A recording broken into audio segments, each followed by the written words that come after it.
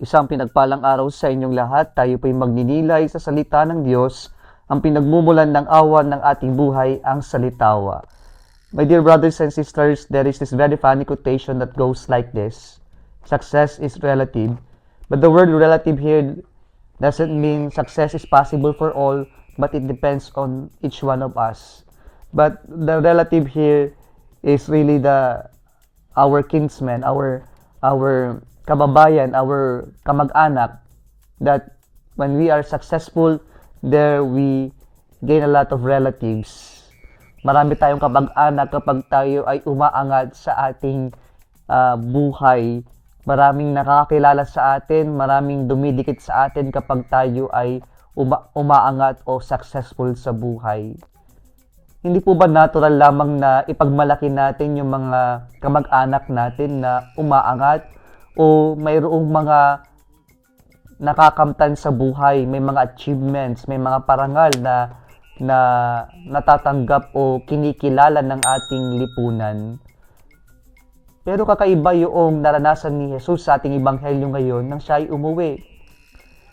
His townmates were also amazed, not on what he was doing or accomplishing, but they were amazed at what Jesus has become.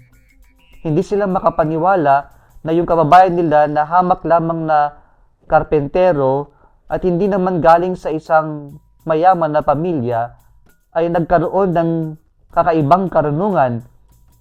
Magaling magsalita, magaling magturo, at mga narinig nilang mga kamanghamanghang ginagawa ng ating Panginoong Jesucristo. And so, according to our gospel reading today, Jesus was not able to perform a lot of miracles because of their lack of faith. Ang problema kasi mga kapatid ay tinignan nila si Jesus base sa kung ano yung nalaman nila kay Jesus, nakita nila kay Jesus, yung kanyang pinanggalingan, yung kanyang pamilya.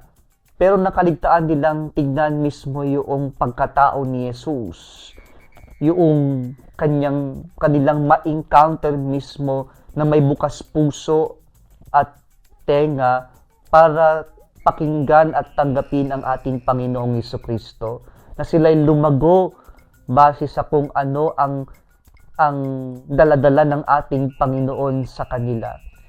And this is the tragedy, my dear brothers and sisters, when we become too familiar with people or with the things that we are doing.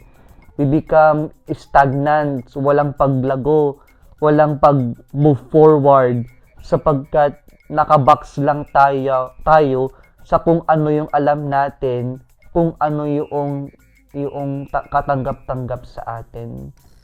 Sana mga kapatid, sa tuwing masasabi nating kinikilala natin ng Diyos, huwag nating takpan yung ating sarili na mas marami pa yung malaman natin sa Panginoon. And the best thing that we come to know better our Lord Jesus Christ is to encounter Him profoundly, that we really spend quality time with the Lord. Sana ganun din tayo sa ating pakikipag-ugnayan sa ating kapwa, na masasabi lang natin tunay nating nakikilala ang ating kapwa kapag tayo'y nagbababad ng panahon sa kanila. Ganun din sa ating ugnayan sa Panginoon. Masasabi lang nating tunay nating kakilala ang Diyos kapag tayo'y nagbababad ng panahon sa Kanya. Kung nagustuhan mo ang video na ito, huwag kalimutang mag-like, share at mag-subscribe sa Salitawa Facebook page and YouTube channel. Muli isang pinagpalang araw sa inyong lahat.